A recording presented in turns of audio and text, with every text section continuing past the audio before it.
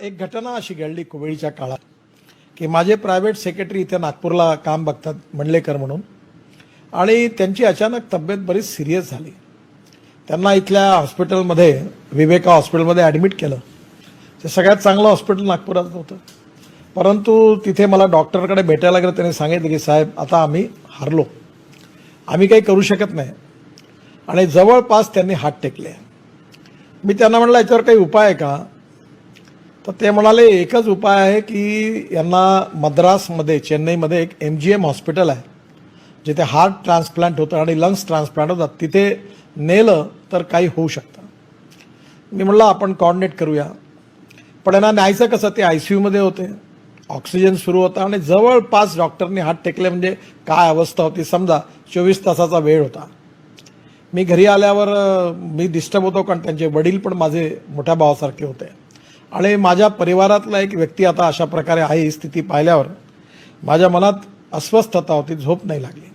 मी घरी आल्यावर लगेच माझ्या सगळ्या ऑफिसच्या प्रायव्हेट सेक्रेटरीला गोळा केला आणि मी म्हटलं विमान बघा आत्ताच्या आत्ता, स्पेशल एअर ॲम्ब्युलन्स बघा आणि डॉक्टर आणा, मशीन आणा, काय करायचं ते करा आणि आपण मद्रासला घेऊन MGM ऑफिसला कॉन्टॅक्ट केला, हॉस्पिटलला.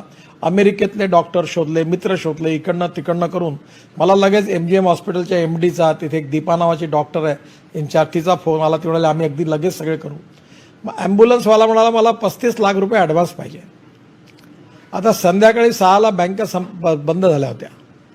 तर मी म्हटलं आता काय करायचं? तर माझी बायको एका बँकेची, कोऑपरेटिव्ह बँकेची अध्यक्ष आहे.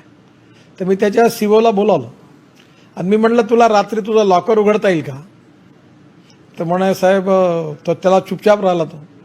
तर म्हणे कसं करता येईल? म्हटलं तू लॉकरमधून मला 35 लाख रुपये दे, मी तुला उद्याच्या उद्या वापस करीन. ते पैसे आणल्या गेले ताबडतोब. ते कसे पाठवायचे काय नाही सगळं ठरलं. ते पैसे त्या एअर ॲम्ब्युलन्सवाल्याला दिले. ते मशीन घेऊन इथे आले, 5 डॉक्टर बरोबर आले आणि त्याला एअरलिफ्ट करून चेन्नईला नेलं. आणि चेन्नईला नेल्यावर त्या हॉस्पिटलने ट्रीटमेंट केली आणि तो पुन्हा बरा झाला. आणि बरा झाल्यानंतर तो माझ्याकडे पहिल्यांदा जेव्हा भेटायला आला तो लहान मुलासारखा ओक्साबोक्शी रडत होता, परंतु त्याच्या एकंदर याच्यातला एक आनंद होता. खरं म्हणजे मला याचा खूप आनंद होता की आपल्या परिवारातला एक व्यक्ती मृत्यूला हात लावून पुन्हा वापस आला आणि आता पुन्हा चांगला काम करायला लागला, याचा मला मनस्वी आनंद होता. आयुष्यामध्ये केवळ सत्ता, संपत्ती हेच केवळ आयुष्याचं टार्गेट नसतं. सत्ता आणि संपत्ती हे केवळ माध्यमं आहेत, हे उद्दिष्ट असू शकत नाही.